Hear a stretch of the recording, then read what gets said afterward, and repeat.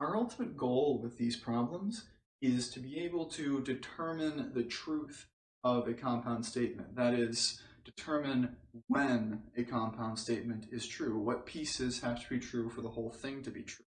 So let's take a shot at what it would look like to construct an example that puts together some of our pieces from 4. Let's look at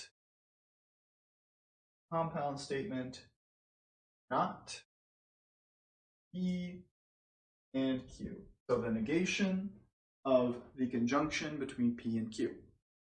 To do this, we're going to go through it step by step in a very similar manner to what we did when we were talking about working with sets. So we're going to start by making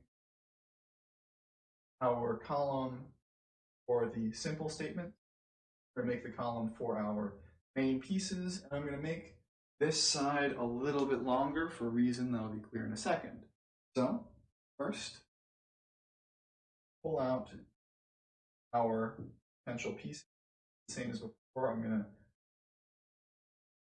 go a little bit different in my order, but we're going to get all of these pieces together. Then we're going to make another column for our conjunction, P and Q. And in that column, we're going to go through and see when that has to be true.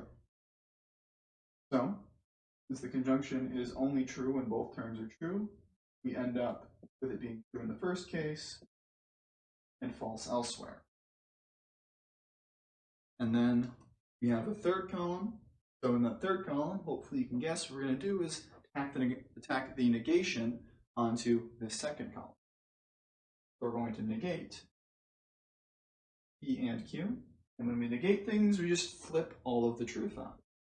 So that true becomes a false, true, then true, then true.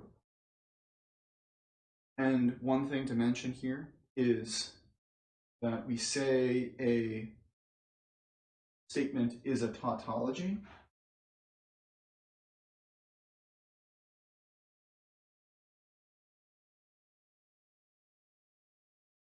If it is always true. In this case, we don't have to worry about that because it is actually false once. And then what we want to do with this type of thing is think about what it takes in order to get it to be true or to be false. Based on the setup here, if we look through this column, we can see that here is the only way for that statement to be false, which happens when both P and Q are true. On the other hand, if P is Q and true is false, then the whole thing, the compound statement, is true. Similar if P is false and Q is true. Or if both are false, we end up with a true statement. And then from there, we can take this a step further, where if we want to, we can start thinking about how we would represent something with 3 simple statements. And we're going to see how to do that with our next example.